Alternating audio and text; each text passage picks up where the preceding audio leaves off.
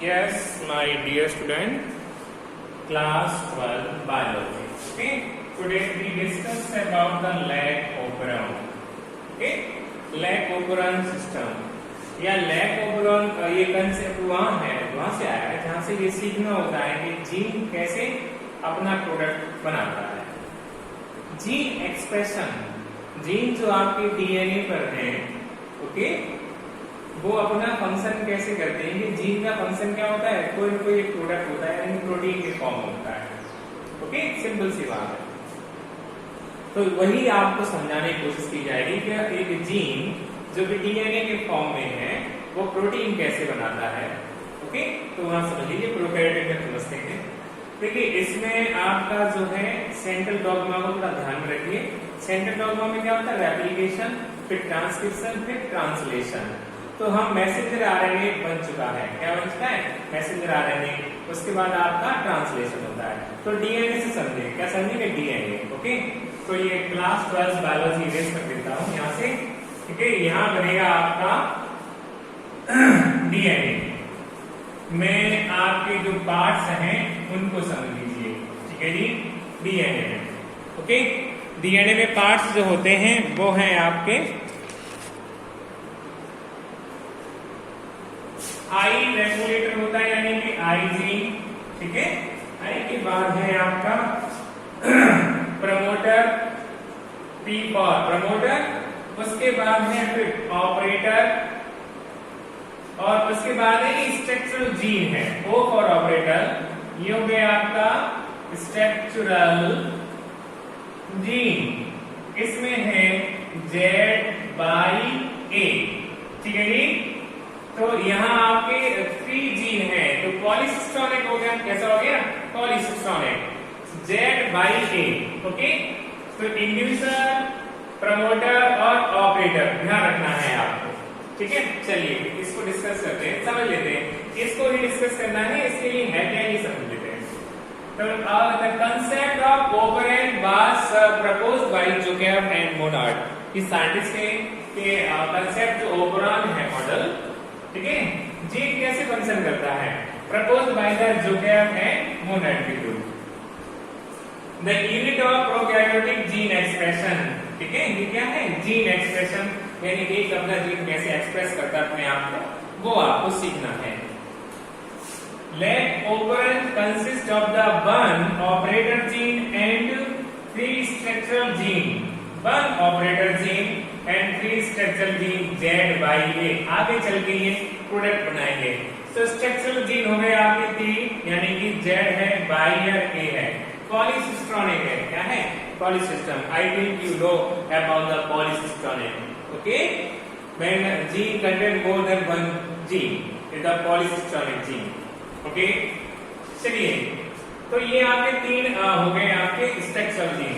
Next है the I gene code for the repressor और leg operon repressor, दबाने वाला।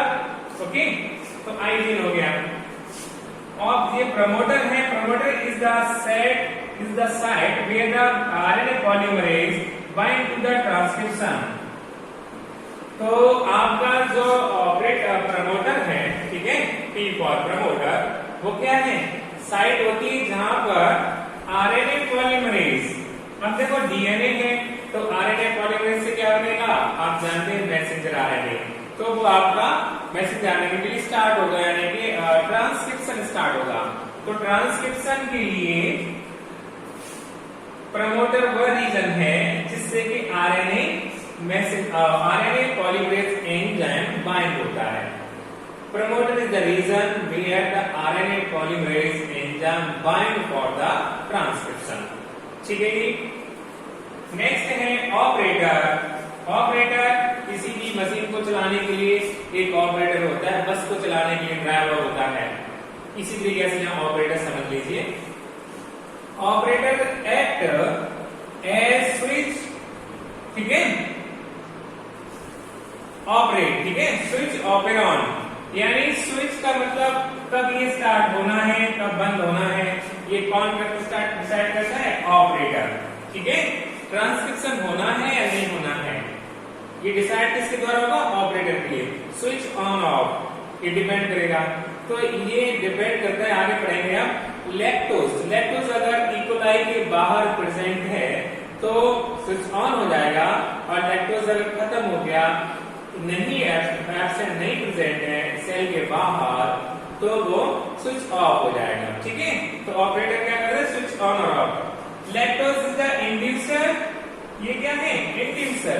इंड्यूसर का मतलब है कि लैक्टोज जब इकोलाई बैक्टीरिया के बाहर, ये इकोलाई बैक्टीरिया के जीन एक्सप्रेशन है, इकोलाई के बाहर लैक्टोज प्रेजेंट है, तो वो ऑपरेटर के लिए कहेगा, यानी कि आपका ऑपरेटर यानी स्विच ऑन करेगा, जिससे कि प्रमोटर बाइंड होगा, वो प्रोसेस बताएंगे आपको। ठीक है, इंड्यूसर कौन है, यहाँ पर लैक्टोज, इसलिए इंड्यूसर। अब आता है जेड जीन। जीन जेड है, जेड बाई ए। क्या है आपका, जेड बाई ए। तो gene Z code for the beta galactosidase enzyme. ये एंजाइम वो है जो गैलेक्टोज को, ठीक है, बाहर जो आपका लैक्टोज है उसे गैलेक्टोज में तोड़ता है। लैक्टोज ही तो है, तो लैक्टोज से गैलेक्टोज एंड ग्लूकोज में तोड़ेगा, बीटा गैलेक्टोसाइडेज एंजाइम। ये परमीज एंजाइम है, कौन, जीन बाई। ये रहा आपका बाई जीन। ठीक है, ये क्या है आपका, परमीज एंजाइम। परमीज एंजाइम क्या करता है, परमिएबिलिटी बढ़ाता है किसकी, सेल की। It increase the permeability of the cell to consume the lactose from outside. Okay, ये जेड ए होता है ट्रांस एसिटाइलेज एंजाइम बनाता है। क्या बनाता है, ट्रांस एसिटाइलेज एंजाइम।